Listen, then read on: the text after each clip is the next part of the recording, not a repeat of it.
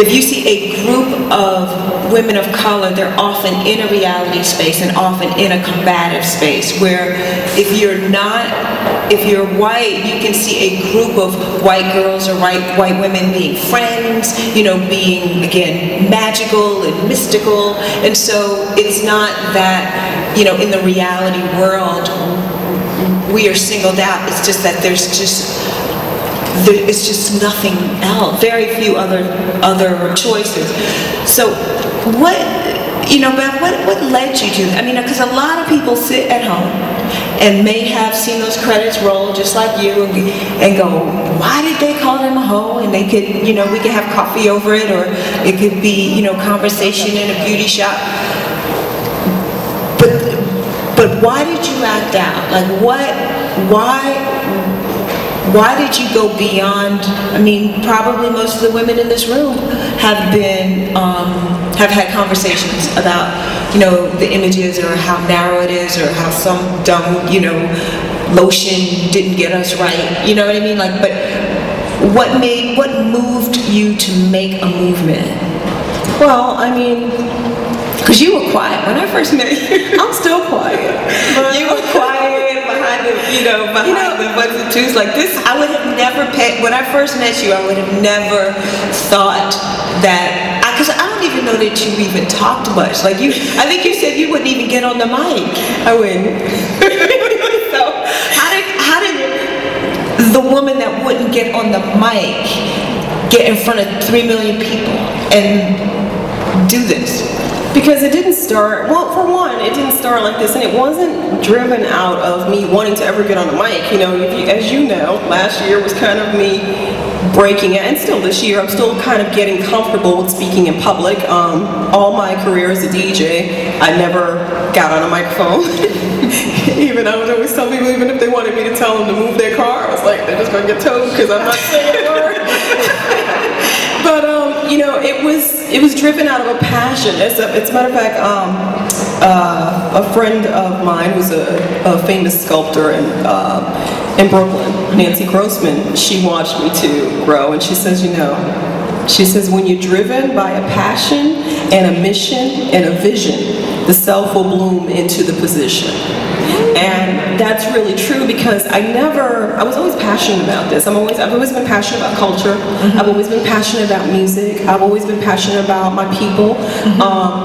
And I don't like injustice, and I don't like, I'm what do you call it, champion for fair play. And what I was seeing wasn't fair. You know, and then also being a DJ, I think maybe I was in a position to pay attention a lot more to lyrical content and video content coming from our own communities. More so, like you literally had it in your ear, right? Literally, yeah. And sometimes, you know, the ridiculousness of some of the things that were being aimed at women of color, and aimed at women, period, but really aimed at us, was just so degrading and so insulting, and it was just like, really? Like, really? This is, you know, so this is not something, it ate at me, you know what I mean? It ate at me. So Black Girls Rock to me was just a way to use my platform to speak out on something that many of us were talking about, and many of us were vocal about, and many of us were trying to do something about. You know, as a celebrity DJ, I had a platform. And when you have a platform, to me, you have a responsibility. But Bev, you also built a platform, because, well, yeah, you know what I mean? Like you had a start, but you literally built your own platform. But it still had a platform.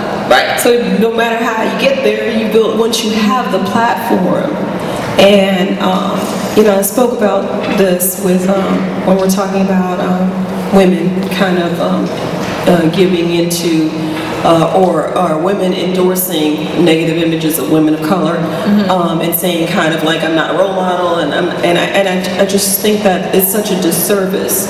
I think that when you have a position, and you have a platform, and you have the means, and you have the intellect, you have a responsibility. You have a responsibility to make sure that you don't have to necessarily be the most vocal person in the world, but you do have to it's like when people say they're not a role model, you know, I think that the platform makes you a role model. You know, somebody's watching what you do. Somebody's paying attention to what you do. And in our community, there's a lot of damage. There are a lot of people who are suffering because of choices that a lot of people with platforms are making with no concern or care to the people that are supporting them oftentimes, to people who are purchasing whatever it is that they're selling. And I just don't think that that's right. So for me, it was just never an option not to say something. But I really kind of thought I could do Black Girls Rock and be very Russell Simmons about it. I thought I could just be like, God bless and good night. And I really, you know, in the first year, Michaela is actually, I would be like, Michaela, can you speak for me because I can't say anything. And Rachel Lloyd from GEMS and many other people would say to me, Beverly, you have to speak, you have to speak, you have to say something. And I'm like, I'm not saying a word. I'm not saying nothing. You know? And it took me a long time to get to that point, but I never, you know, I was always invested in what I was doing. I just didn't feel like I had to be the person, and it took me time to grow. So, you know, you grow in your time. And I mean, not just invested, and this is, I mean, it's, even though, I mean, you look really glamorous today, and you look really glamorous on Sunday, you looked really glamorous on the Tuesday re-air, and you'll look really glamorous on the Saturday re-air. Y'all getting this, right? Saturday re-air of Black Girls Rock. You know, I've had the privilege of living on the same street with you, across the street with you, and you are at it. You are in it and at it. Beverly is running the show, cooking the I mean, it's real. I mean, I just want to be. I want it to be clear that life for you ain't been no crystal stair, and you're still grinding. It was right after, I think the awards were being taped, and I was like, oh, you want to do something on Saturday? I forgot what it was. Oh, you want to come spinning with me? You're like, no, I have the girls. Like every Saturday, you have the girls. It's not you put on the T-shirt and get on the screen and make it happen. I've really watched you stuff envelopes, fold T-shirts, have things happening in your own home, and it's still a real foundation that you're trying to run. What are some of the? I mean, because now you're really in a celebrity status, but at the same time, you're running an actual organization that has real grassroots, you know, sensibilities and challenges. Like, what's that like? Well, I mean, I always say that Black Girls Rock, what BET has done for us, we've actually done the Black Girls Rock Award since 2006. We got televised last year, 2010, and what that has done is it's actually expanded our message, but it's also expanded the need. So now we get hit from all over the world, and people want us to help to bring Black Girls Rock programs to their towns, and to help them, start their own mentoring organizations. And so it's put a lot more work on our table, and we're still a very grassroots organization. So it's always interesting to me when people will say things that or think that we're just this big, powerful organization that has all of this resources, because we don't, and the work, the only way the work can get done is if we do the work. So, when you say every Saturday, we have mentoring programs every Saturday for girls between the ages of 12 and 17, and our applications are all online if anybody wants to put a child that they have that's interested in our program. So just have to blackgirlsrockinc.org. Oh no, it's blackgirlsrock.org. Oh no, Inc? The Inc is for.com. Okay, listen to her. blackgirlsrock.org or blackgirlsrockinc.com. Okay. But our applications are online, and we have rolling applications, so we take girls all year round. What we also did is we started a summer camp because of all of the people that were reaching out to us from all over. We felt like we needed to provide something for people who just felt like they wanted their girls to be in our program. So we can't, expansion takes a lot of work, a lot of people, a lot of organization, and a lot of money. And we didn't have that. So what we did, what we were able to do was start a Queen's Camp for Leadership and Excellence. And we took 30 girls from all over the country. This was our first year. And I'm very hands-on with the girls because I think it's important. I think it's important that they understand especially now, and what I try to teach them too is that not, you know, don't get gassed.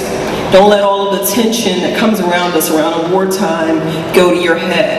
And don't, you know, because we don't want you in here for the wrong reasons. We're not going to make you celebrities. We're not going to make you stars. We actually made them go to class on awards day just to get their tickets. Okay. Because we want to keep them humble and we want to keep them grounded. But as far as me doing what I do, it's what I do. I love what I do. You know what I mean? And I love mentoring girls. And mentoring the girls actually, and I think it helps me. Sure. I think if I didn't mentor them, all of this attention and all of this whirlwind of attention that's around me would probably overwhelm me. Yeah. You know, it would probably overwhelm me. Like it's almost like it's my own personal, you know, what do you call it? Like the ego could get in. It's like I need to, like I love mentoring the girls. I love when they get it. I love when they get it. I love when they listen. You know, I love if they don't listen and they come back and say, you know what, I should have listened. You know, I just think that it's important that, and they're not going to get everything, but I think as much information as I can pass to someone else of the next generation to tell them the basic tools of winning, because that's basically what we teach them. But we just can't assume that they get it, you know, everywhere, because they're not being taught that.